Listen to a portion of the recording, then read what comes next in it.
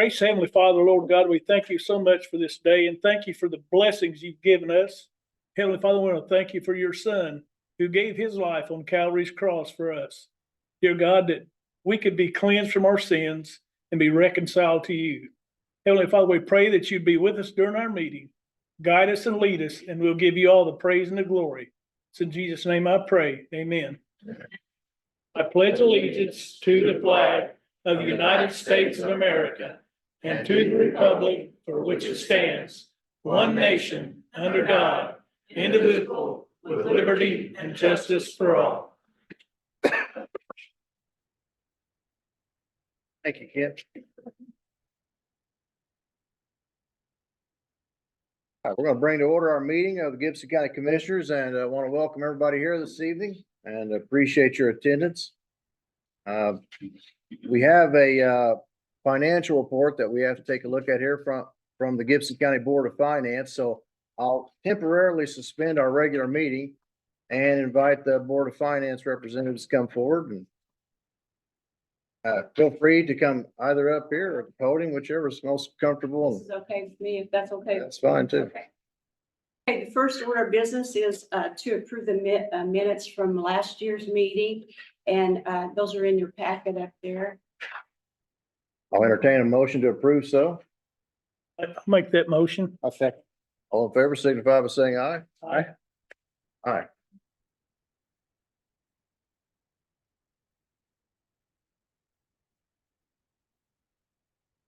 The second order is reorganization of the board. And each year you have to renominate a president, vice president, and also a treasurer of the Board of Finance. And so that's up to you gentlemen to do that. I'll move to reappoint Nick Burns as the president, should he be willing to accept. I said. And I make that motion. All in favor, signify by saying aye. Aye. Aye. Didn't say aye. I got hands, huh? And also, I'll move to nominate Kim Montgomery as the vice president of the Board of Finance. Keep that. You do it. Again, It'd be fun, yeah. I'll make that motion. do we have okay, we got a motion and a second. All in favor, signify by saying aye. Aye. Aye.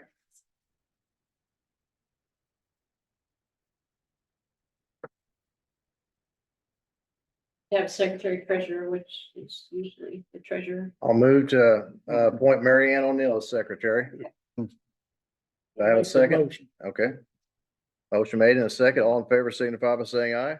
Aye. Aye.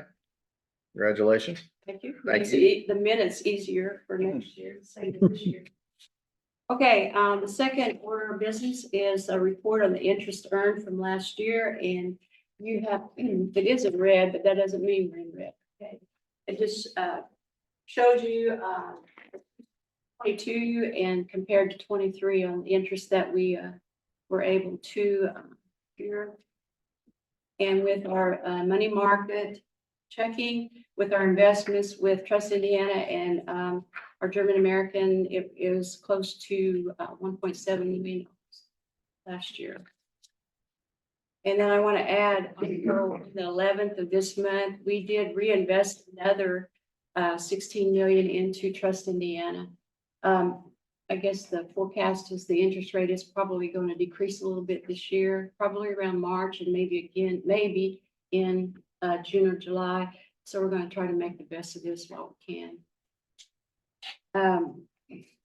Next on the agenda is a list of the banks that we use with our treasury account. German American Bank is our checking and our payroll money market. And the banks we use for German American and Trust Indiana. And then I did contact banks for this additional 16 million that we invested, and they were German American, Trust Indiana, Old National Bank, and Banker Tilly.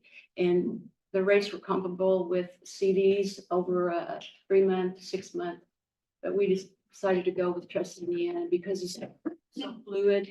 You can get it out 24 hours if you need it and reinvest the money back in. Okay. The second item here is but it's also a list of the interest in your packets. Shows a breakdown per month, as far as checking is concerned in our German American investment, and then our.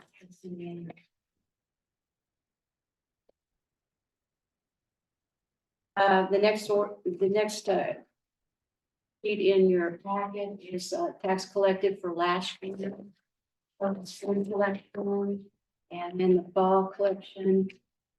33 million in spring, 25 million in the fall. And then gives you the percentage there at the bottom at 0.98.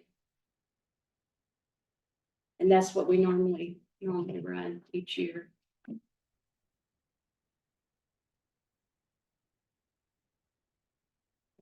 The next item is, there's a list of warrants or checks that we have issued that are over 12 years old. I'm sorry, 2 years old. And there are only 2 of those totaling $1,058.88. And they need to be voted on by you so we can void those because they're supposed to be voided after 2 years. And they have not been cashed. And there's a list of those in your packet. Will do. I'll entertain a motion to accept those. Make that motion. Motion made in a second. All in favor signify by saying aye. Aye.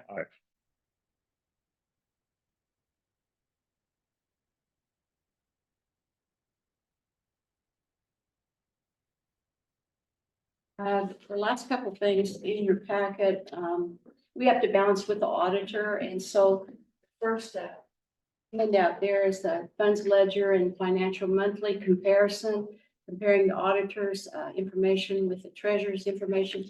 It's just for the month of December, but it shows that on the column on your right-hand side there's no difference in that balance. So we balance with the auditor. The treasurer balances with the auditor, with as far as money coming in and going out there. And I know that's a lot of information. There's actually it's on the back. Mary Ann, how often do you do that kind of balancing? Is it a daily thing? Balance our books daily. I would think so. We work closely with the auditor to make sure. Some people don't do that. I would think it'd be an ongoing thing every day, maybe several times a day.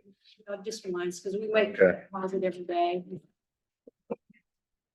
Appreciate that. Checks and balances. The other handout is, gives you a list of all the funds that we have, with the treasurer and auditor, and, the receipts and the expenditures, and then the balance. And that's quite a bit of information also, so you might want to, look at that. Peruse through that when you have more time. But that'll give you some idea of the funds balance at the end of the year of 23.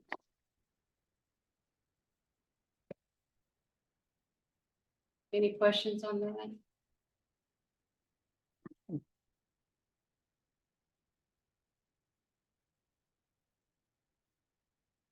Any questions, gentlemen? No. Attorney Spindler? No questions. Take you a while to. You're welcome. What I did include also is, this is from the state of Indiana, the Department of Local Government and Finance. It gives you, the, tax rates for 24 compared to the tax rate. That's in your back. Look at that. Kind of see the difference, but that comes from the state. We, project to, have our bills ready the first week of April, send them out, and, then they are due the 10th of May in November, I believe. I think usually November 10th, but that falls on Friday, and then there's a Veterans Day program, so I think it's the Monday after that, 12th or 13th. So that's all I have. Lots of information in a short period of time. Well, if you're finished and have nothing further, I'm going to cease the suspension One thing I probably need for one copy to. Yeah, that you we've got one sign that's off signed all the- of us. We can, like. Is that, when's that signed copy? Probably gives it to you. Yeah. Oh, you've got it sorted. All ready to go. We have you taken care of on your copy here, so. We appreciate you coming in. You want that now? All right, Appreciate your work on all that. right, thank And, you. we'll cease this suspension and reconvene to our regular meeting. And move into, the approval of the minutes. I'll entertain a motion to approve the minutes. Make that motion. A second. All in favor signify by saying aye. Aye. And approval of claims, our claims came in at $2,038,909.47. So I'll entertain a motion to approve those. Make that motion. A second. All in favor signify by saying aye. Aye. Thank you again, Mary Ann. Thank Have you. a good evening. Treasurer report and or clerk report. There was none this month. And when you're done with that, we'll send it back up here. Thank you. Okay, department reports. Do we have any department heads here this evening that'd like to share any projects or upcoming events or timelines? Yes, The sir. only thing I've got, I'm kind of filling in for the sheriff tonight, he's not available. Just wanted to let you know, it's probably something we don't normally talk about, but last Thursday, every third Thursday at 10 o'clock in the morning, we do sheriff sales.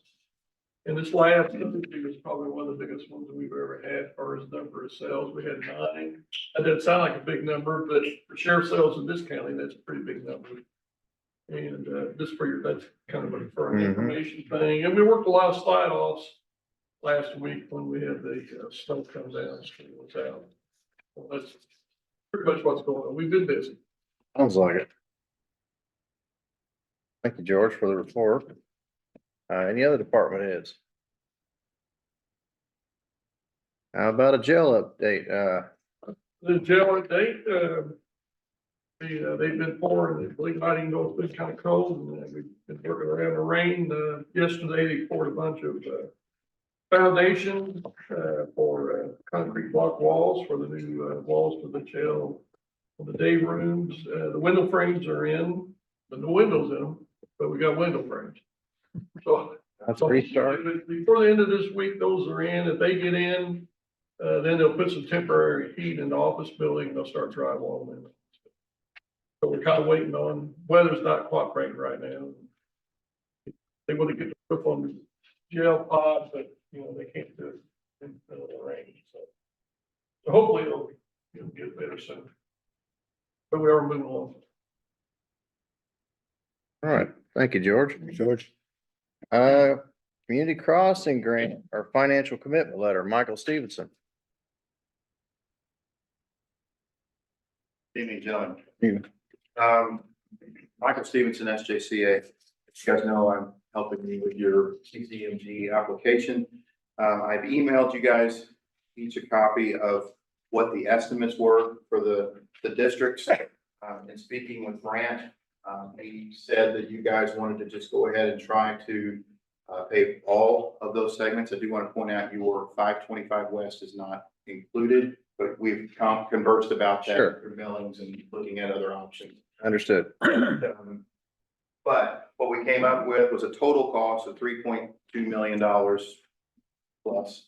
We're going to apply for $1.5 million in CCMG monies and would leave the local portion then 1.7 plus. So I have a financial commitment letter here that is a part of the application that you guys have to approve and sign in the meeting.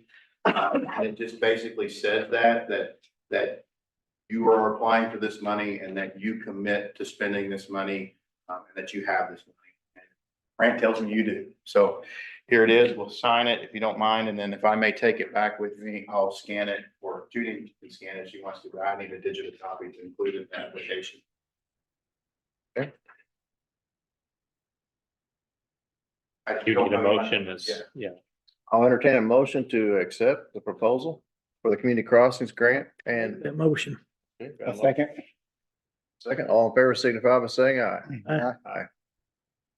And obviously, there's no guarantee that we get this. We're doing everything we can. That's fine. Right.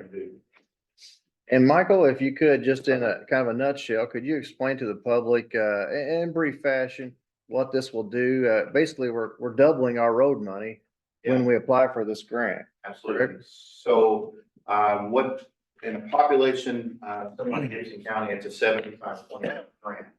So, up to $1.5 million. So if you apply for a $2 million project, then you would get, 1.5 million, and you put in $500,000, and now all of a sudden you're getting $2 million worth of work.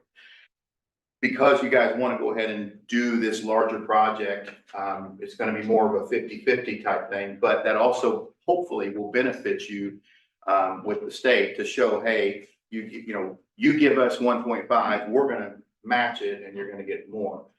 So these are all 2 and 3 inch overlays for asphalt paving with striping over some existing roads that need it in the county. So they've all decided these are the ones that they want to do, and so that's what we're doing. Does that explain what? I think that's pretty good. And something else I might just offer, and you can probably add a little more depth to it. But, we have a lot of friends and family and everything else that may live on old gravel roads and are looking for pavement and stuff, but really the parameters of this grant don't allow us to work on those types of projects. The parameters of this project really reward and encourage coming in and blacktopping over existing blacktop. Yes. I just want to put that out there because some people, I think they hear those dollars and they're going toward roads and they're like, I've lived in this county for 60 years and you can't blame them if they don't know. So I thought it'd be good just to share that with everyone that this money is, Yes. they strongly encourage that these projects be, recovery projects where they're recovering pavement. Pavement has a tendency to start here and then drop off like this. And if you catch it at a certain point, you can bring it back up really a lot cheaper. If you don't, it falls off. And then you almost have to start over. And the cost of replacing the trashed pavement versus trying to maintain what you have, it really benefits the county to go back and try to maintain what they have. This is to take existing pavement and bring it back up to a level so that you don't lose it. That's what this grant is for. And you're right, to create a new road necessarily isn't what the idea is there. And I also noticed in some of the literature that the state sends out about the community crossings is that they're looking for projects that sort of connect state roads. Yeah, that again, those types of things NDOT likes to see. So if you make those applications, it benefits you and hopefully you get awarded. Again, there's no guarantee with this. There's a lot of counties that don't get it. There is a second call. So if it doesn't happen in this call and you don't get awarded this, then in July you can come back again and try it again. So that would be the way we would go about it. Probably. Fingers crossed, guys. Yep. Fingers crossed. Thanks, Michael. Thank you, guys. Okay, advisory committee for TIF district. I understand we're going to table that this evening. So we'll put that under table and in the solar ordinance. I know I've taken a few calls on the solar ordinance and some of our projects. And did everyone receive a copy of this handout about the open house they're having for the Gibson Solar Project? If you did not, raise your hand and we'll make sure you get one here. All right, Roy, can I request your assistance again? I've recruited Roy. He has no connection to this project, but he is helping me just out of the goodness of his heart. Thank you, Roy. He's Raise your hand again if you will. He's not doing anything else, so.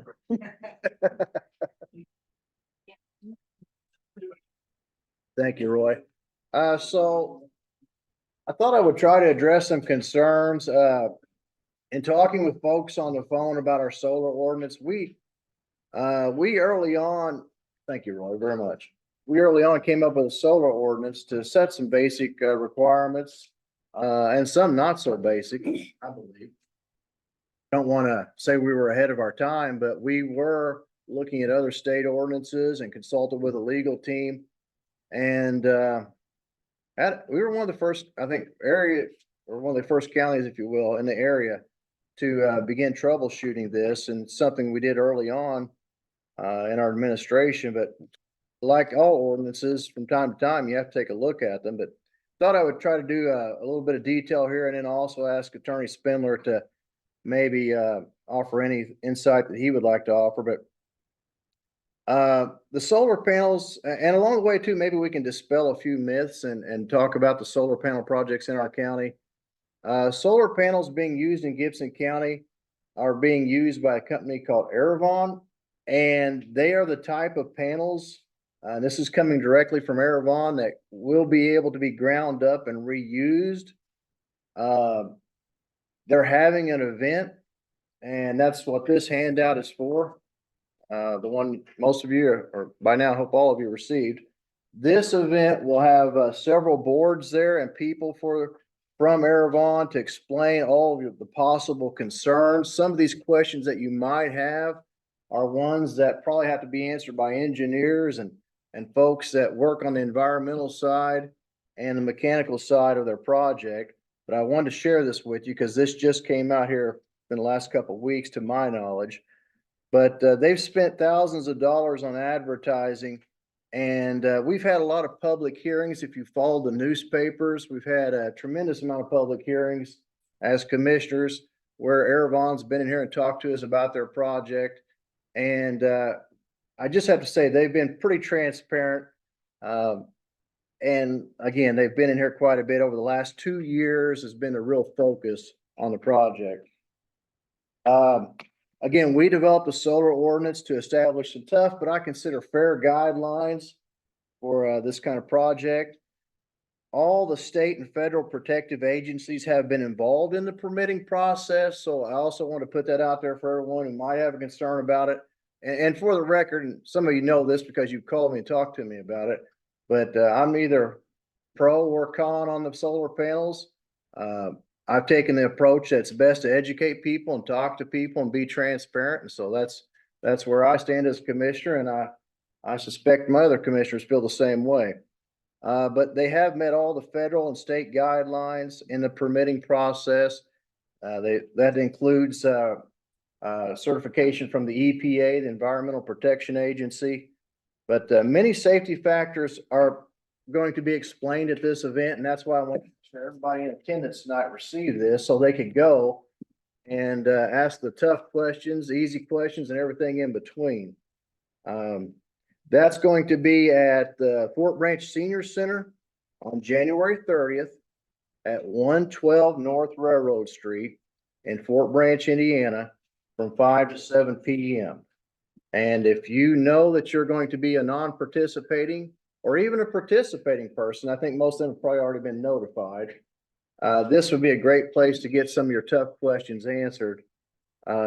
Anything that I don't cover already tonight, or Mr. Spindler doesn't cover, or you don't cover, this would be a very good venue, a good forum to attend and answer some of those questions. But again, the EPA has signed off on all the concerns about metals and chemicals. I've received quite a few calls about this project. And one of them that really got my attention was the one about possible contaminants due to the materials used in solar panels or solar farms. And like a lot of times when you get tough questions, I thought, let's dig into it. Let's find out what's really in these panels. And because I want to know too, I have a stake in this. Like many of you in the room, I have family, I have children, and I consider a lot of friends in Gibson County, so I want to do the right thing. But they have assured me that they have all EPA approvals. They've assured me that there are no metals or chemicals to contaminate the soil, the water, or the environment on any level. They were willing to compare their project and the materials used to other industry and kind of let people see. So I'm hoping they'll have some charts there at this forum to show you how the materials they use match up or compare and contrast to other industries and the chemicals they use.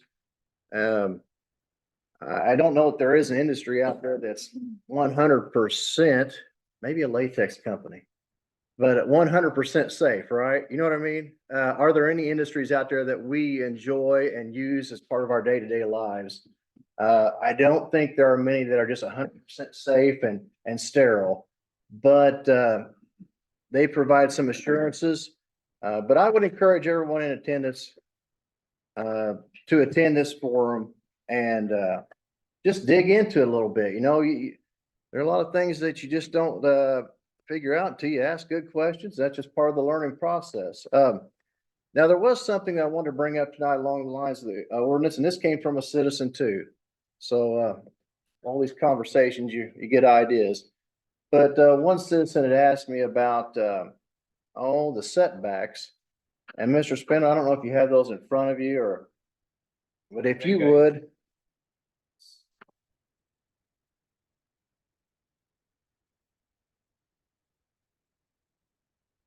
Looks like our current ordinance provides setbacks of 25 feet on all sides from any non-participating landowner, and then 150 feet from the foundation of any existing residence of a non-participating landowner.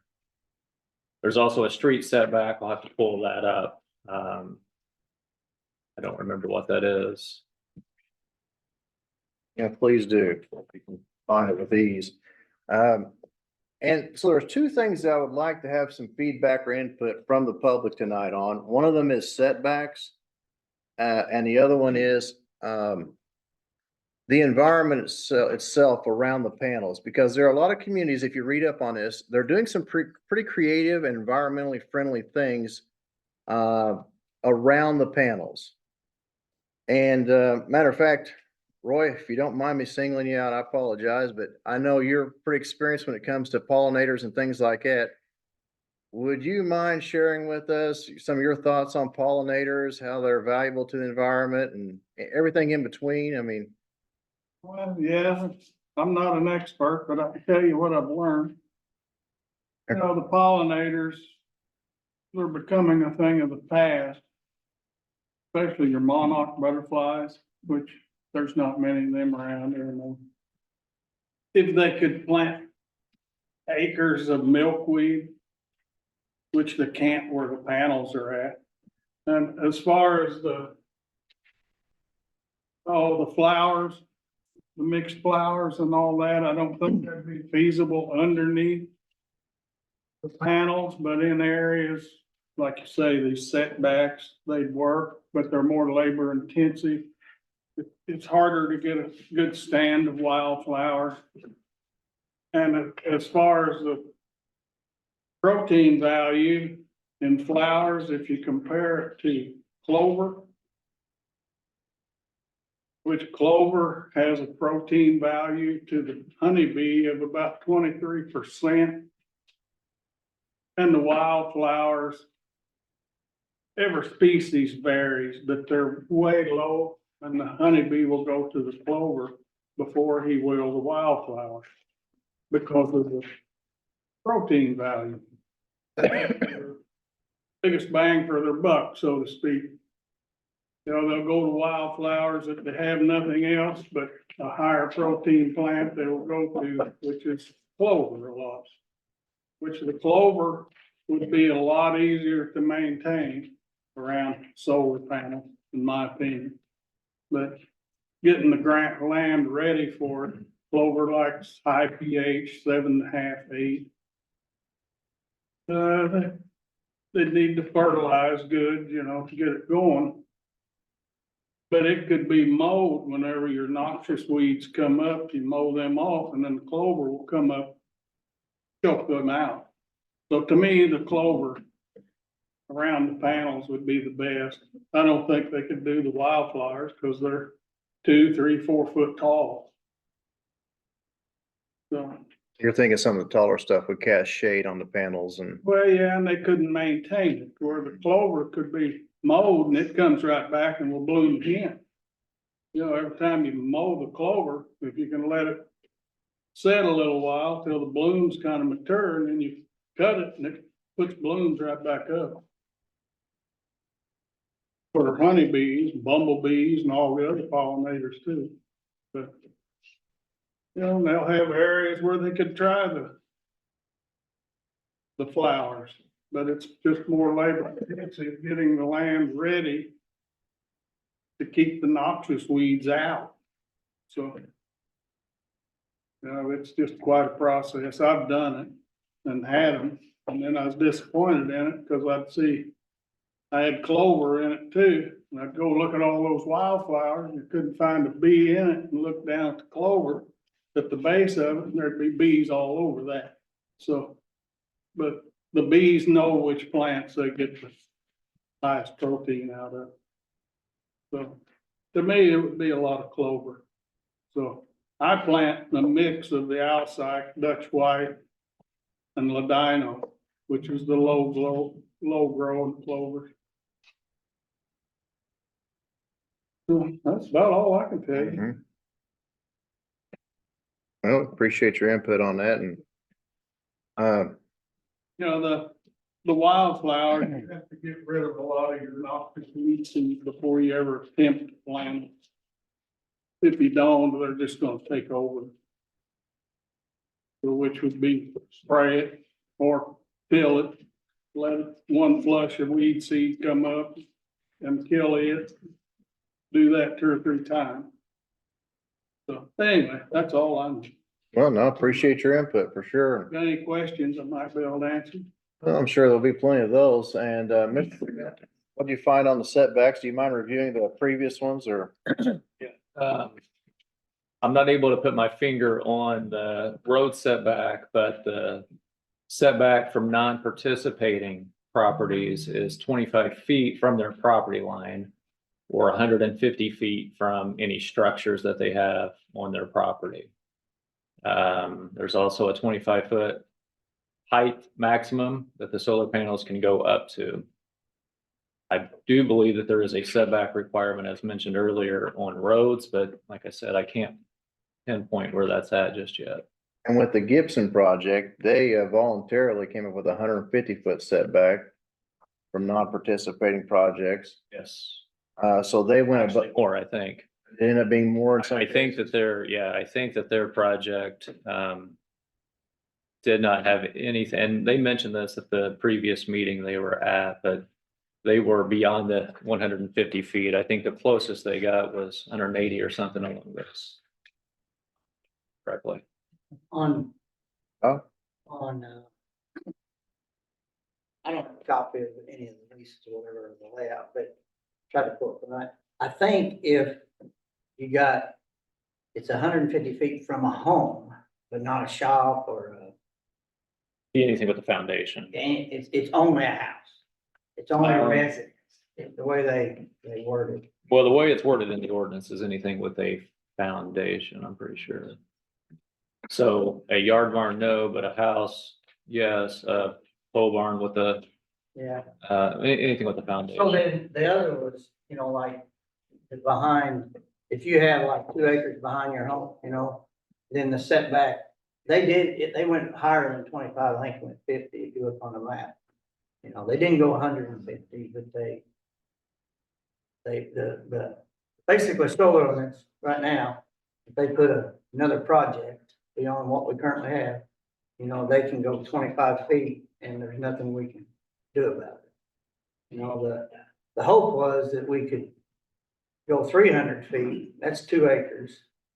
And then, you know, on any non-participating, and then that would do 2 things. One is to give a farming berm, if you will, between the solar.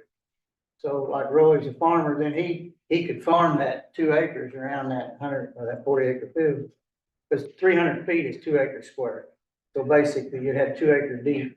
Same way county roads, you know, have a 2, 3, right now they can go, I looked through the county council's agreement we signed and the county commissioner signed it and everything. And there is no setback off any right of way. It doesn't say 25 feet from the right. I couldn't find it.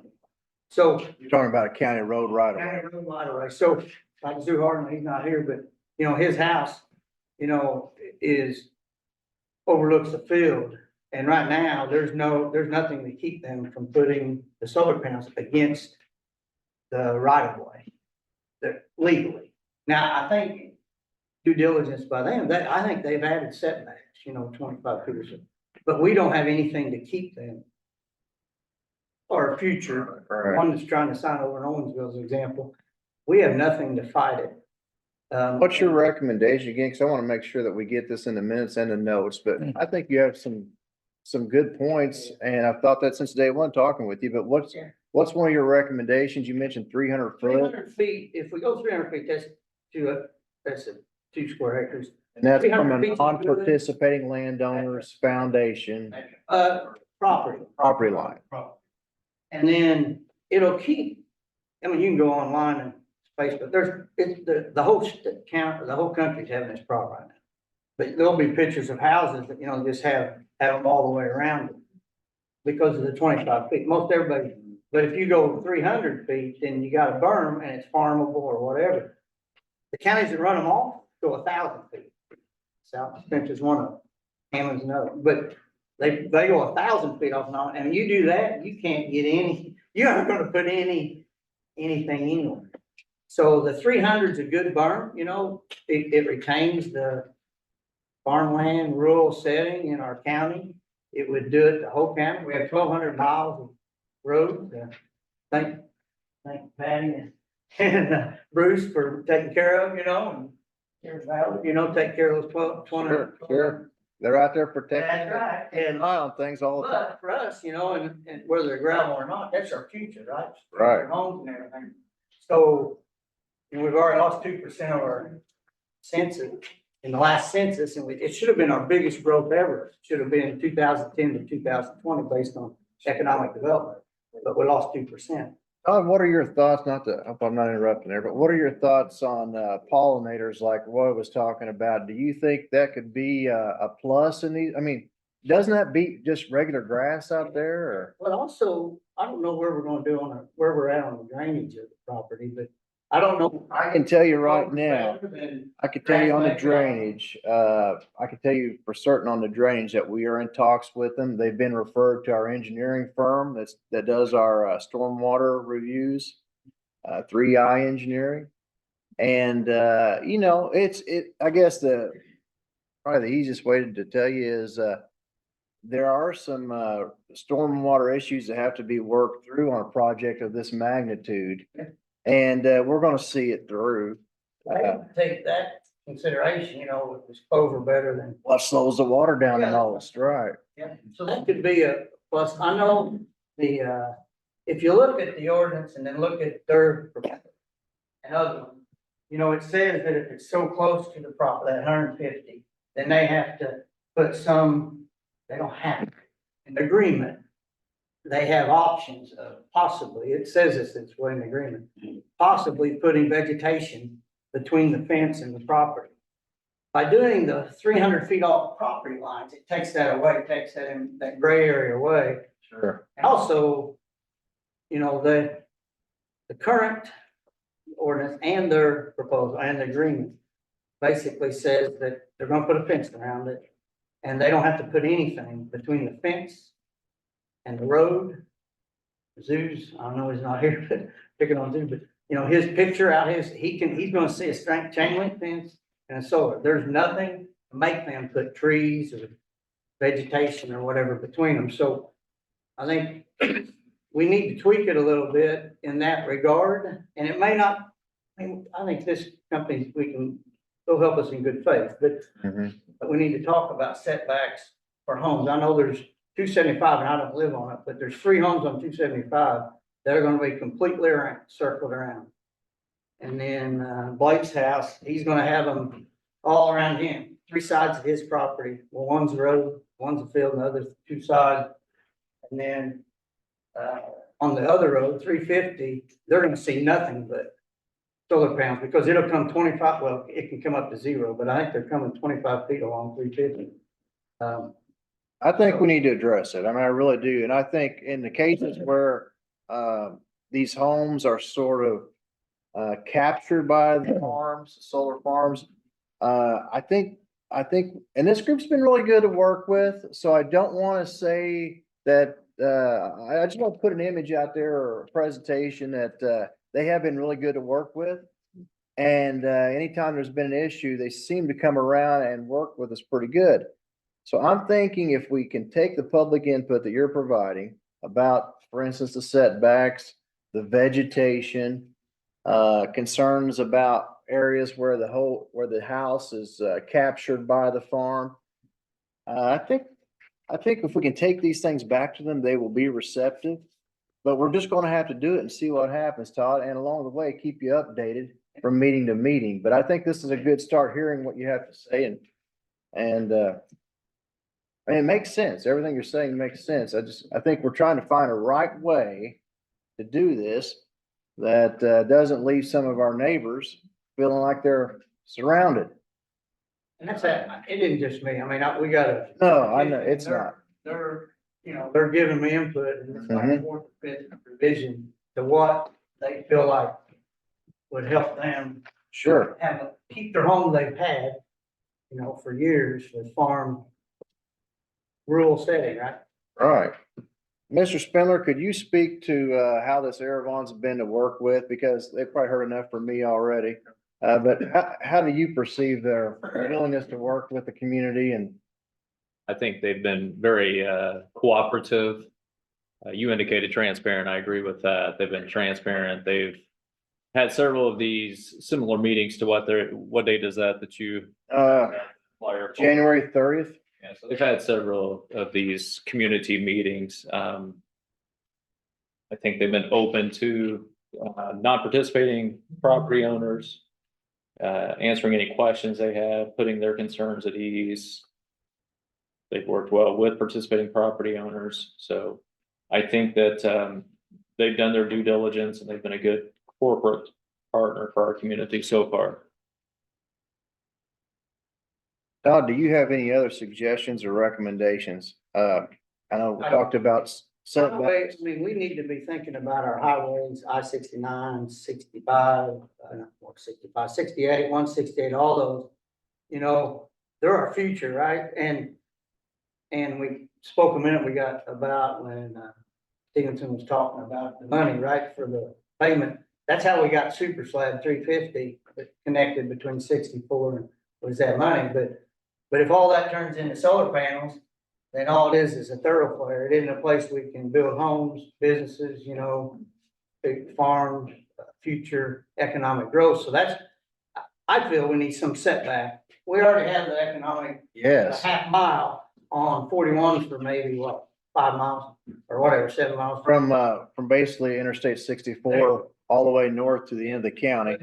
And then, but what about? But we need more. 168, I agree. I-69, And may I explain that for just a moment? Because there may be people that don't understand what you're talking about. You're exactly right. The way it looks on a map right now is, the way it's recorded in the courthouse is there's an economic development corridor that runs, half a mile to the east, I'll say half a mile to the west of US 41. And it goes up from Interstate 64 all the way to the very end of our county. And you might say, well, what is that exactly? Well, it's just a protected, recorded in the courthouse area that's to be used for economic development, such as, businesses and industry and that kind of thing. It does not include, we have not made any exceptions for solar farms for that. And what Todd's saying is, hey, that's not a bad idea, but why couldn't we do that for places like, he had mentioned the Super Slab, but he'd mentioned the bigger roads like the interstates too. Does that? Basically highways, because it is gonna be our future. Someday I-69, it's 168, Right. it's 64, but if it turns into 35 years of solar panels, there's no, and right now we're putting sewer down 41, right? And so if we get something over on 69, then it's a waste of money if you. And, we're putting sewer out there in Mr. Montgomery's district too, at 69, 64, yeah. If it's all solar panels, well, it's a waste of money. So anyway, we need something, now that we've learned what we've learned over 3 years, how can we update our ordinance? To limit, not run them off or stop it, but to manage. Right. What's coming. Appreciate your Yeah, input. thank you. And is there anyone else who'd like to provide any input, that lives in an area or that is, affected in any way by solar? We talked a little bit last week. but Yes, sir. We talked about that half mile setback. Why not also include that half mile with the residents that are in that area? Push that back to protect their properties. Instead of 150 feet is just not enough. I can tell you that, that's nothing. My little grandson can throw a rock that. Mhm. From the foundation, the 150 from the foundation. I would say that needs to go to the property line, I need to keep those things as far away as possible. It was mentioned 300 foot, so doubling it, would that be satisfactory or? Better than 150. Sure. Sure. I know. How far out can they go? I would say, I mean, that's up to them as far as how far out they could possibly go. You see some variations of that. We've seen as low as 25 foot. We thought we were getting ahead of the game with 150 foot, but there are always circumstances like the ones where your folks live. Where, and the only thing I could see there, and I'm not trying to downplay it at all, so don't take this the wrong way. But I do like how your folks have, what is it, the evergreens they have around, like the outer perimeter. I would want that personally. And it even made me think, Ken, it made me think, maybe we ought to have something in there about evergreens. You see what I'm saying? And I got to looking around at some of these ordinances in other states. And some of them do require evergreens in certain places. You know what I mean? Where it's real close to them. That's all. Go ahead. You wanted to say something too. Well, I'm gonna think I've lost my train of thought. Sorry. When it comes to this, I would just ask that the commission look at this as if it was your own house. Would you want that 150 feet off your front door? Well, kind of like what Todd was saying, Shane direct here, since I know most of you. That's your place that you built for years and years and what you're retiring to, not to look out at surrounding panels. My other thought, I was kind of educating myself, newly educating on this project, but sunflowers are something that you might want to look into too, because they somehow have a detoxifying way to help absorb toxins and heavy metals, so that might be something. Mhm. Yeah, I'm not very knowledgeable on it. Right. Then I would just add too about the future projects, we talked about the one going over towards Johnson. I don't know where that stands, but if we can zone those fields over there as agriculture, and I don't know if it is, and I don't know what your ordinances have in there, I'm not up to date on any of that. But with that, they would have, these solar companies from outside coming in would have to get you to change what zone that is before they could even think about going to a farmer and trying to sign on the dotted line that, hey, you'll take X amount of dollars to rent this field from you. We need to limit that. Nip that in the bud before it even gets started, so that the surrounding homeowners know what's going on. Is there any other input? Randy, do you have solar farm by you or No, what do you got going on? I know some people that do. And one thing that they did, reason why I think the 300 foot from the property line is the thing to do, is because that's utilities. Okay, I mean, I don't care what you say, that's utilities. They can come in and claim ultimate domain. That means government allows them to take so many feet of your property as an easement. You know what I'm saying? Sure, eminent domain, sure. So if they want to, and they put these solar panels in, they might not say, oh, we're not gonna do that, but when truth comes to some, they will be doing it. That's because it's gonna be called shading, because they won't want you to be shading the solar panels. Randy, if I might ask Mr. Spindler to cover this, but with Aravon, with this first project, we had an agreement with them. Mr. Spindler, you can paraphrase if you'd like, but to the specifics of that, it was for adjacent parcels, adjacent properties. Because one of the concerns we had was where this might go, should it become a public utility and regulated under the IURC. So thinking ahead, we decided to have in our agreement, kind of what you're talking about here, I believe, but I'm gonna let Mr. Spindler address that. Yeah, the agreement essentially says that they will not attempt to exercise eminent domain as a utility provider. Well, they already did it. One farmer, he didn't have a choice, but it was due. They told him either you rent to the solar people, or we're gonna put the cable in your property and you won't be able to farm it anyway. Well, you know, Randy, probably have to see that in writing, but Yeah. please provide it because I am interested in that. Should, you know, Well, he's in your district. I am interested in it because I've yet to hear of that, but that doesn't mean it hasn't happened. So, And it's right there where we're talking about. sure. Appreciate you bringing it to our attention. Are there any other concerns, Mr. Mickle? I think whoever rents to, I don't think be really educated and had to seek very qualified attorney help. But look what's happened in the last 50 years. It's a good possibility solar panel won't be around in 20 years because they'll find something else. So when or needs to be stated in any contract, and I don't know, so the county could be the one to get involved with that. But that scares the hell out of me. But that, they won't be around in your 35 years or whatnot that, and the county will be stuck in isolation. That's happened down in California. Can't remember this week.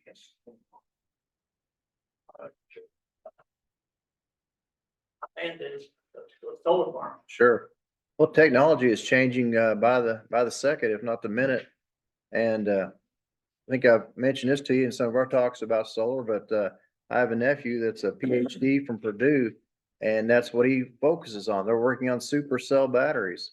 And, there's a lot of money and a lot of talk and a lot of work in that right now. And there's even talk about being able to run small cities, off of batteries. And I'm like, what? But some of this stuff's so advanced and it's always changing. And what your concern is, hey, if we're not careful, some of this may actually be dated. You know, it might be dated. So there is that concern. Anyone else? Yes, Roy. Anyway, I agree with Larry on that, reading that please, because they're about that thick, the one I read, and you know, you need to look past the dollar signs and read the contract, because a lot of it is not in the landowner's favor. But anyway, back to the pollinators you're talking about. 2 or 3 years ago, when it was Nebraska, there was one of them guys came to see me as a beekeeper. And he was wanting to talk about pollinators, so they are interested in putting pollinator plots and clover and stuff in it. Because they asked me if I'd help them when it come time to do it. With different kinds of plants and, you know, they was even talking about possibly where you've got these, talking about in front of houses. There's a lot of low growing trees that don't go over 20, 25 feet. That can be for a buffer and still not affect their panels. So it's something that they would look at. So, but I think they'll look at things for everybody, just plants, different areas. So anyway, that's all. Good feedback, good input. Anyone else? I don't want to cut anybody off. We might have a valuable question or some input. That you have the statistics and information on, you said there. Yes, did you receive a copy of this by any chance? Yeah, They're going to be the go-to source on they'll be able to provide proof that. statistics and data and tell you about their materials. Yeah, sorry, I mean to speak while you're speaking. They'll have that information. They'll be. Yes, ma'am. And should you want their contact information ahead of time, we could probably provide that for you. Did you get this already? Got it on here. Okay. GibsonSolar.com has a lot of information in it. They put it. It doesn't mean it's factual, because none of it has footnotes. None of it has, Purdue, it's not cited in any way, No footnotes. so be careful. Okay, yeah. It's not. You just have to check it, don't you? Complicated. But anyway, GibsonSolar.com has a lot of it on there, but I think some of that, you go research it, like through Purdue or whatever. Some of it supports, it's okay, but some of it doesn't have any validity. Lady in the back. I've heard rumors before that on 350 South, they're gonna widen that. But that, and if they widen it, one of those solar panels fit into that. Sure. Well, I mean, I guess it depends on how wide you would make it, right? It's like 4 legs or something. Yeah, I know at one The time, town Have to buy right away. yes, with You the can't just county, go widen the road. there you go. The county would have to buy right away and, I'll be honest with you, I think that was some talk in years past. I haven't heard any more talk about it. We haven't received any directives. So I think that's kind of at rest right now. But I know what you're saying too. You're saying, well, if you have these panels, if you have the panels in place, how are you gonna acquire right of way is what you're saying, and right. That's a good concern. Matter of fact, I'll add that to my notes. And I don't think that project's in talks right now. I think it's kind of at rest. But we might consider. But it would be worth bringing up to them. If the use up now, they're going to widen it again. Mhm. So, yes, I think the word will be. Well, I would say if they're gonna widen it, if it's being thought about, that probably needs to be done before the panel. But then, Yes, and I think it's at rest right now. I really do. I mean, that project, I haven't heard any more. I mean, last time I heard talk about it's probably been 6 or 7 years ago. And it was they were talking about trying to secure a federal grant. It was gonna be about a $70 million project. And I think what put the brakes on that project, folks, and I mean, there's probably more that I don't know. But from what I talked to with the engineers, is that it was going to impact a lot of folks' their yards, their driveways, but some of those homes there, especially as you come out of Toyota or, I'll say the western portion of 350 South, before you get to the soccer fields and all that, anyhow, some of those homes, they don't have much front yard already. And to go in there and give them 5 foot of a front yard or 10 foot of a front yard, that would be kind of ugly. I think it'd be kind of mean to do too, but. Thing we might look at where 350 hits 350, we might look at the setback on the southwest corner, because all that's going to have solar panels for safety and, I don't know what the drawing has on it or whatever, but that would be from a safety standpoint. And then again at 175 where it tees into, those both will have solar panels all the way around them, and then, You're saying for obstructing. yeah. visual. And if we ever wanted to put a turn lane or make it a little wider at the intersection. Right. Right now you can't turn semis off 175 or 275. Can't do 175. Ends, those semis go down there and they really struggle with all the Toyota traffic to get in and out of 350 and 350. So essentially what you're saying is crossroads and intersections need to allow for future widening of the road or acquiring of right of way. And it's kind of what she's saying too. Those are good points. I mean, now's the time to work with them, not, if we're gonna Right. push back. This is the time. Dave? That was the exact thing I was gonna ask if I heard correctly, that at the time you guys spoke, it said there was no current setbacks on county roads. I thought that's what I heard. That's what Mr. McConnell is. Right, I was I gonna thought bring- there was, but he I doesn't. was gonna bring up the fact that there's road, just to be real quick, there's some roads with corn up that if you stroke the vision, you're gonna nail somebody coming around. So I was gonna suggest that maybe the whole county not just certain areas, there should be setbacks on some of these county roads, yeah, because we're gonna obstruct vision, we're gonna cause an accident, because corn can do it, you're out there by Walnut Hill. By the cemetery, I don't know how many of y'all go down through there, but there's corn on one side and corn on the other, you can't see the car. So Sure. I think that's a really good idea to set that back on the county road. For sure. Appreciate it. Yeah, thank you. Anyone else? Well, listen, I'm sure we're gonna bring this up again, Travis, we're gonna bring this up again for sure. So if for some reason you think of something, again, we want you at this meeting. And, if you're unable to make that, of course, you can reach out to us through email at any time or call us. Travis, you had a hand up. Go ahead. I want to talk about your item on the table. Are you gonna put that back on the next meeting agenda, or what's the status of it?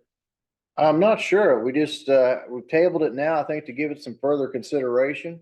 Did you And, get the letter that the corporation sent to the commissioners? I think, were we given one on our It's from Mr. Moon. desk or? It was from Mr. Moon that would have been sent out. Okay. So What you forwarded to? October. Okay. So it will be, come back on the agenda? I think we just tabled it for this evening to be, discussed at a further date or future. Well, I just wanted to make sure if it was gonna be back on the agenda, so I think we're here. Sure. I'm sure, someone will reach out to you. Who reached out to you, previously? I talked to, Nick? Nick and. Oh, okay, good. Okay. Okay, good. So I would say when we're ready to make that move, you'll be the first one contacted, it sounds like. As long as you receive the letter, that, I mean, basically, that's what I was gonna say, but, I haven't received it, or if I did, I missed it, but I'd like to get a copy of it, so. Do you have a copy in your possession tonight? Could we get a copy of that made? well, I've got two copies, actually, I've got three. Yeah. Yeah. And what's the premise of the letter? Is it just, Well, basically, we're just asking for North Gibson to be considered putting a North Gibson School Board member on the redevelopment advisory committee as a non-voting member. It's been 7 years since we've had one. And being that North Gibson has 95% of the Patoka redevelopment area, we would like to have some representation, have a voice, non-voting member voice on the redevelopment commission. Sure. How many current redevelopment commission members are Patoka Township residents, the voting members? See, we have five. George knows. I just want- Bruce McIntosh, we're both from Princeton, Bill Young's from Oklahoma City, Larry's Full Branch. Yeah, and Danny's from Oakland, East Side. So. Okay.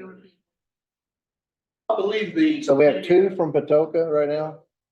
Okay, As far as the Indiana code statute says that the non-voting advisory member would be from one of the from school corporations that are impacted by the TIF district.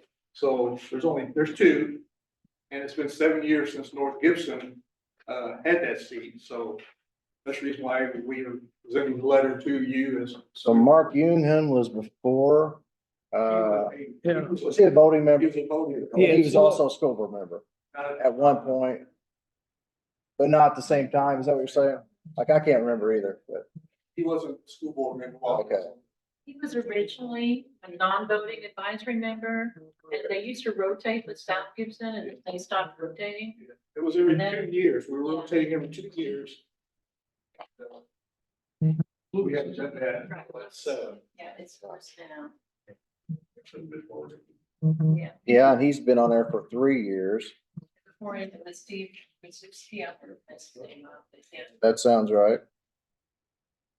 So it's been a long time for that, but not the non-voting position. And have we ever had an East Gibson person on there at all? Well, No, it's- Board, Oh, school boards that are impacted by the TIF district. Yeah.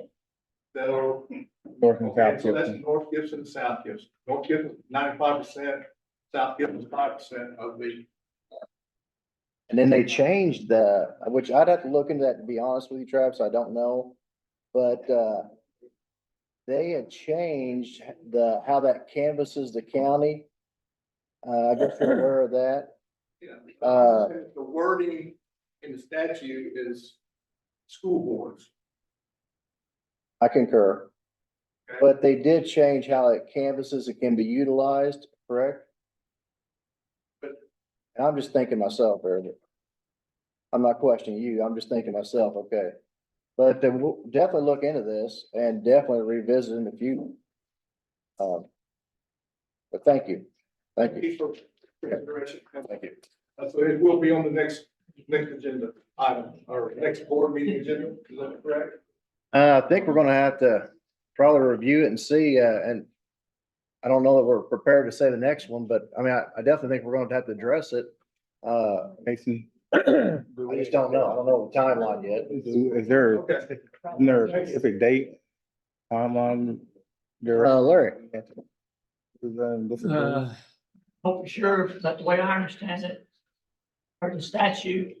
Okay. That there should be a school board representation. Non-voting member on the board, and that requirement is met by David Lewis from South Gibson, the school board. That's where I understand the statute. Yeah, I was always told it's at the commissioner's discretion, but I'd be willing to look into it. I'd be willing to look into it. Just saying, South Gibson has been on for 7 years. We would like the North Gibson to be represented on the board as a non-voting member. And I don't look at it as much as North Gibson or South Gibson. I look at it as, do we have someone who's doing a good job and providing a good, good service to the community? So I hope you don't take offense to that, but to me, it's not as much as North Gibson, South Gibson, East or West Gibson. I've got good friends down in Wabash Township too, down the Wabash Bottoms, but to me, it's more about, let's make sure we've got a quality person in there but we're happy to review it. Is that fair? That's fair. Is that fair? Okay, moving on to new business, E-Rep service agreement. Sorry to keep you guys so long, but it's a humdinger of a schedule tonight. Tammy Hatch with Gibson County Economic Development. And Josh Armstrong, I'm with E-Rep. Welcome. We're here to discuss the service agreement that the county has with E-Rep for 2024. And I'm gonna let Jack kind of address what kind of services they provide for.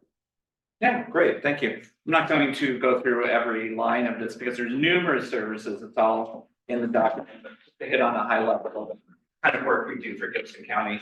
We're engaged in business recruitment, bringing new businesses here. Business retention and expansion visits. We're talking to your large employers and your small employers, finding out where their pain points are, trying to make sure that they stay here and expand here.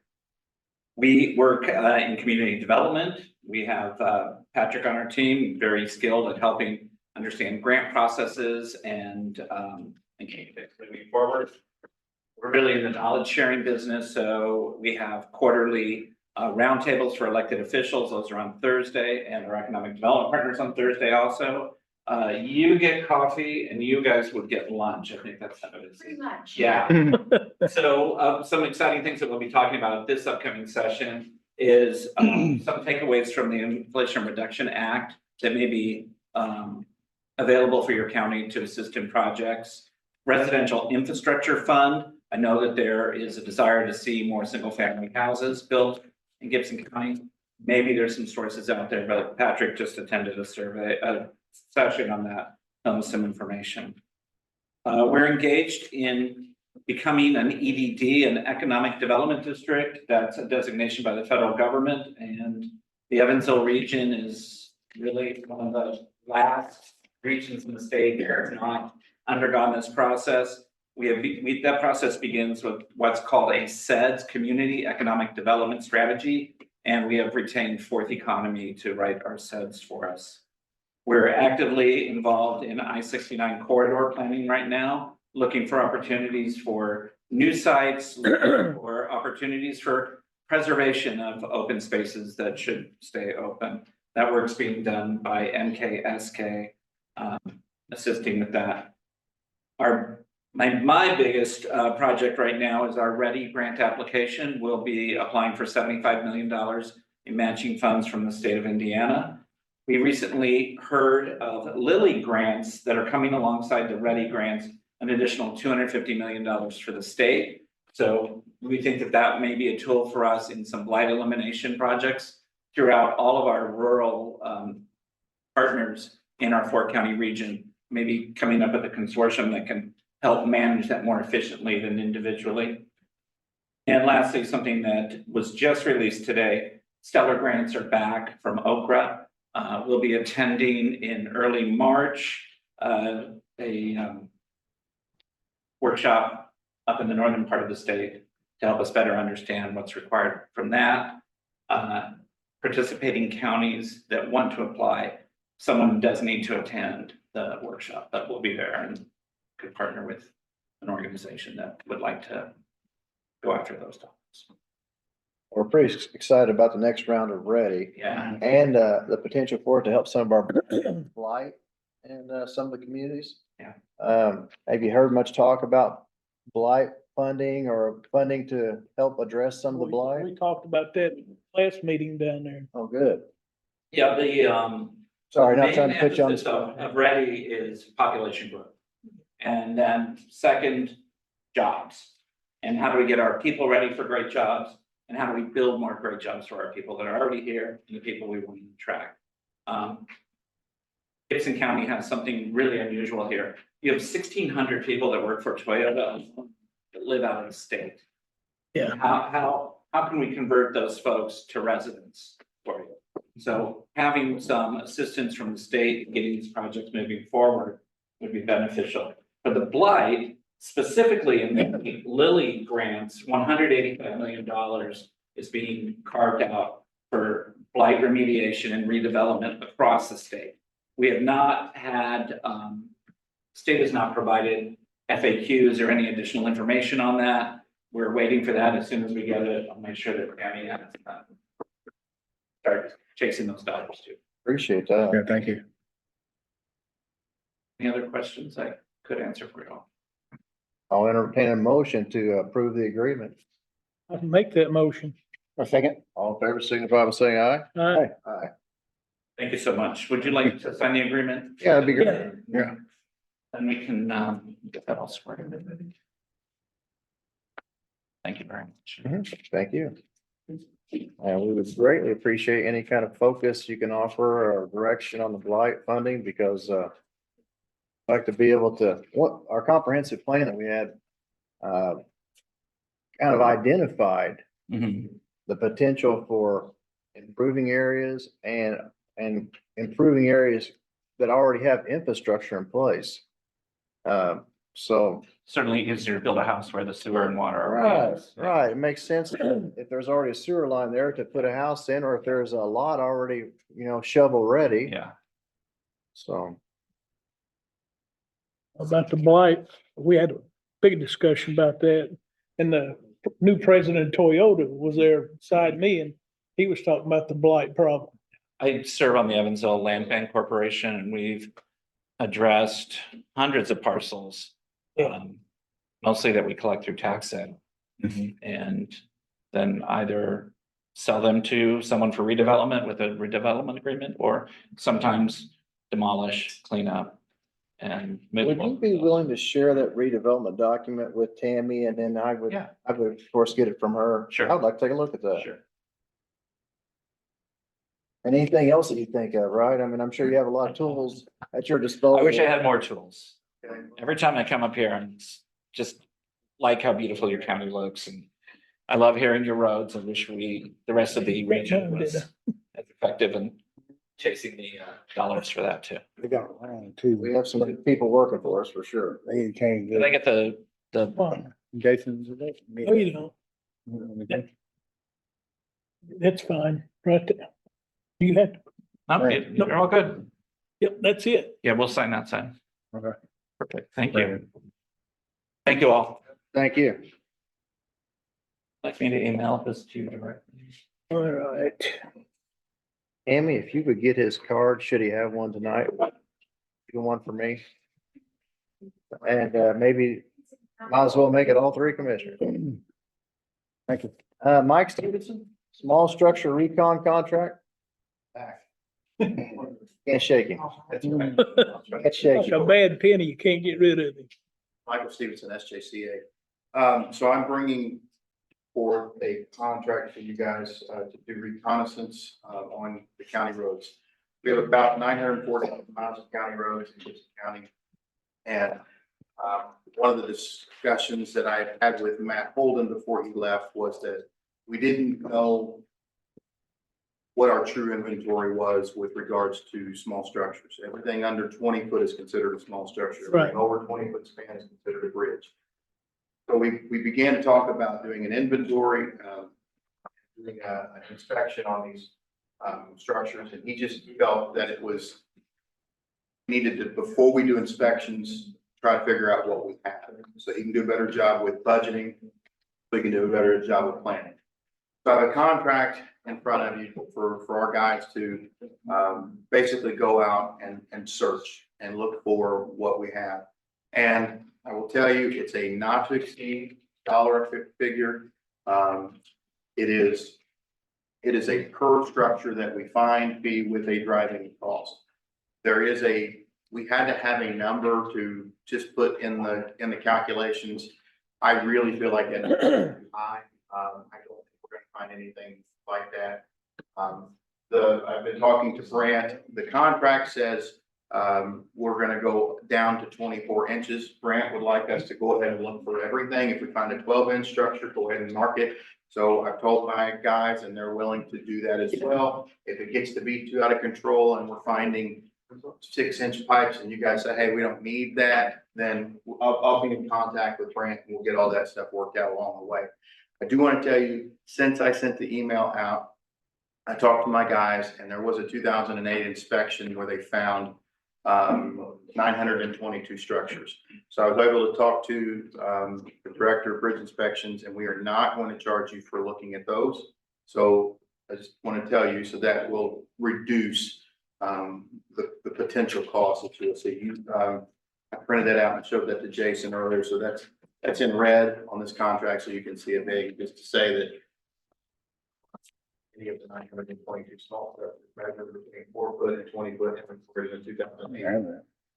So wanted to let you guys know that, and I am here to answer any questions. But basically, this is a planning and budgeting thing that will help the county moving forward, and then we can look at these structures once we have an inventory and know what they are. I don't have that. Get that. We'll need to get a copy of it. I know Yeah.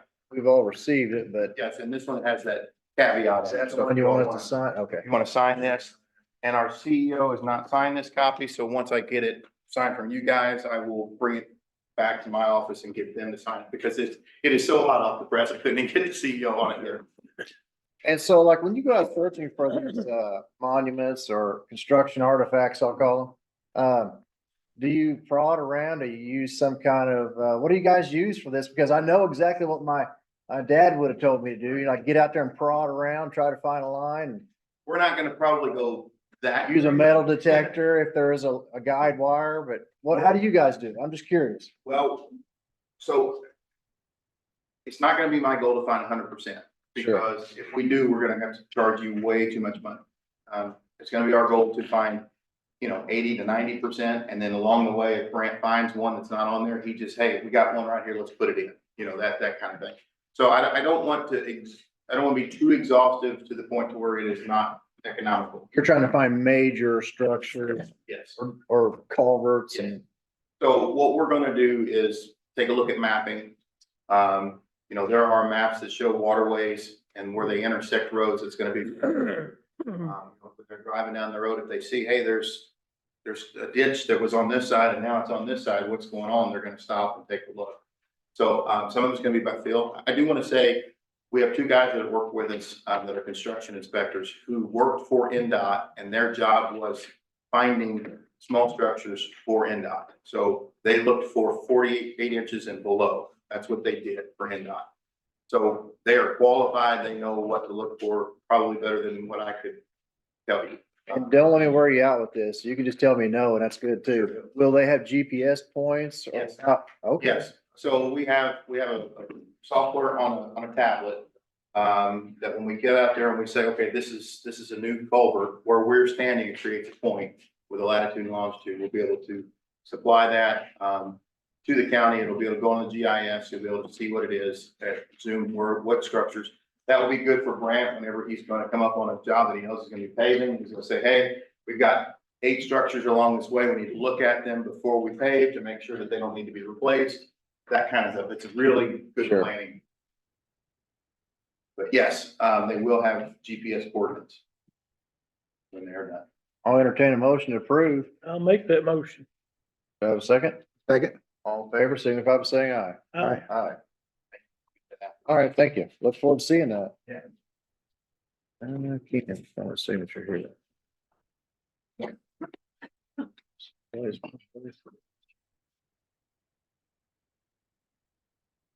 Okay.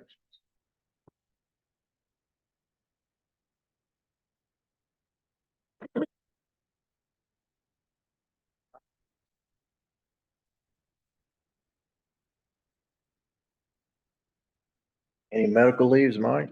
Yes, you've already had it. It's in my file here, I think. No, you already signed it. Okay, Yeah. all right. Need to put those two in there. Need a motion. There's okay. one medical leave. I'll entertain a motion for the one medical leave. I'll make that motion. I second. Second, all in favor, signify by saying aye. Aye. Aye. Mr. Spindler, do you have anything for the group? I think it's. Yeah. Oh, Todd. Road restriction for trucks. For 350, we had another truck go off the road down at the south end of 100. And then I went down to look and, it blocked a lot of traffic, a lot of Facebook posts and everything, because they're trying to leave work and everything. It's the second one we've had in 3 months down at that area. So I went down there and looked, and there is no sign that says no trucks. So those out of town drivers or whatever don't know any better. And then the second problem is when they do go off, there's no way to ticket them. We don't have anything to ticket them. Unless they tear up property. And Todd's talking about County Road 350 South that runs east and west, past your folks' place, whatever. 100 and then is the one behind Toyota that went on. We've had accidents on 350, but most recently we had it on 100. And there is a no truck sign back at the previous crossroads, but not at the one. And then we have a lot of roads in our area that say no trucks. And really, the weight limit doesn't work, because anybody ever know anybody that's ever been ticketed for having too heavy? My brother drives a semi and he has not been ticketed, but he has had to go to the weigh station. It really makes us just feel good, but that's not the problem. The problem is we got people that don't know how dangerous it is on that road. Sure. And if we do the no trucks, we talked about agriculture. Well, all agriculture hopper bottoms have farm plates. So it's very easy for a deputy or somebody to know that if we talk about delivery, you guys, a couple months ago, we talked about delivering to county. All they gotta do is follow the truck, and if it doesn't deliver it to county, then they need to be ticketed for not being on that road. You was talking about that road 100. There's a truck outfit back there. They all use that 100 as they come out. Right, I'm sorry, but if you go south on 100. Yeah. And go past the last warehouse, which is Yeah, warehouse 11. Ironically, there's a sign on the telephone post that says no trucks, but that was before warehouse 11 was built. That sign dates all the way back there, because there wasn't a reason to go there. Right. But since the warehouse has been built, nobody's moved that no truck sign back to the next one. So those trucks, when they come down there, instead of turning right and going out to the $1 billion belief we built, they go south and they can't get out. And then they get off the road and then they're all blocked up. And then that's 600, it tees into 600. If you go into 600, the signs that used to be there said no trucks aren't there. There were some. Todd, I wanted to bring this up to your, because you've taken a real interest in this and done a lot of reconnaissance work. And then by all means, accept any other input on this. But based on what was, what is, and what should be, three parts to that, right? What was, what is, and what should be. What do you think about this idea? I'm just gonna say this, it's the first time I've thought of this, but I think it's potentially feasible. I wanted to run this past Mr. Spindler too. What if we were to go out there and not recreate necessarily, but reestablish the signage with new signage? And I was looking for my highwayman. He's not here, but it's okay. I'm used to being on my own a little bit. But what if we were to reestablish the signage with the same requirements? Hear me out. A little bigger signage, a little better. Make sure that if there's any place where it's missing, we update it, get it in place. And also include in this, which he's always part of our team, he helps us out so much, but include Sheriff Van Oven, Mr. Ballard, the whole crew at the Sheriff's Department, good people. Include them and maybe try to get some extra, extra patrols out there. But I think the key here would be even more so than the patrols, get that signage established to where they can't say, well, I didn't see the sign or it was knocked over. What do you think about doing that as a one? Are you agreeable to that? Put up yellow poles.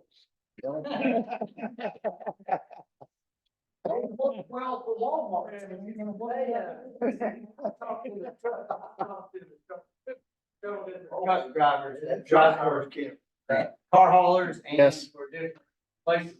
And they all, once, that truck is they, and Randy knows this, they lease that. The entity that they're hauling for has no control over what road they take. There's two things that control them. Tickets from speeding or an accident. But what road they take, They don't care. well, there's the person that pays them does not care how it gets there. All they gotta say is 10 o'clock Right. at that location. So you can't do anything with the suppliers because they have multiple drivers coming through there. It's gonna be about what's the easiest way to police it. And like you said, George could probably be the best to understand what's the easiest way to do it. And how many of us look and type it in our phones or our GPS, and some of them are doing it too, right? I Oh, mean, yeah. All that. they're typing it in and it says go 600 south, even though it's, whatever. 20-foot wide or- If you have a trucker GPS and it has a weight limit on a bridge, then it will not direct you that way because they know you cannot get across them. Well, it sounds like we could work with Google and GPS too. And it will work on Google, and if you have a weight I'm limit, not sure, but it will direct you Oh, yeah, not we do on have that limits on road. it. Oh, yeah.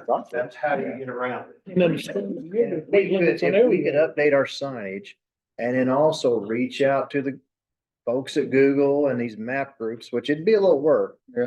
But we could update them so their maps reflect Yeah, our requirements. I mean, it's gonna be a little work, but I think it'd be worth it. we're still gonna meet with Toyota too. And yes, and we have reached out to Toyota already. You gotta share with them what we're gonna do. Sure. I'm just saying they can't control. Right. No. Right, they can't control it. There's no- Well, Unfortunately, and this we haven't first had step that. too wouldn't be creating any new requirements. I want to make sure I'm clear about that. It's just establishing what we have clearly and looking to enforce it a little better. I like that. I Are you like, good with that? yeah, I like. Are you good with that? Mr. Spindler? That sounds good to me. Todd? Okay. Okay, that'll be our plan, step one. Larry, Who's gonna do that step one? you're probably Sorry. talking to the guy. Highway. You're probably talking to the guy. And I'll take any help I can get, Larry, so. I can work with them. Yes, sir. I guess my only thing. Your roads. With Todd's is, he made the comment about farm versus commercial trucks. Where I don't feel like it's as much, it is a commercial truck issue, but it's more of a Toyota issue to where. If we're doing farm work and we have deputies ticketing commercial trucks and we pull a truck and lowboy on there. For me to go a half mile and they're targeting commercial trucks, all of a sudden I'm popped or anyone else doing work in that area.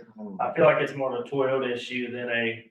You're saying we also need to be aware that there's construction and local construction groups, and maybe not local. I mean, I'd rather see local, But, you're right. That's a good point. Well, it's just like working in town anywhere. If you're going through, you need to be staying off the road, but if you're working, you have to use that road to get to where you're working, then that's acceptable, Right. I would imagine, no one, I mean, I can't speak for them and don't want to, but our sheriff's department would, be understanding of that, don't you think? Yeah, I think so, but I think, kind of the comment was made about that they need to be aware about, trucks do get ticketed and using it, that they're not just hot out for whatever commercial trucks they. Sure. Sure. That's a good point. Good point. Tom?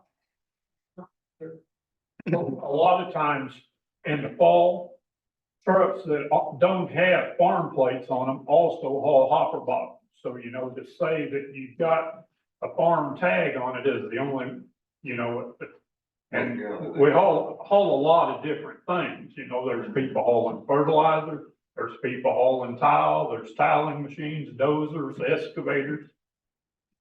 So, but I don't think the farm plate would fix it.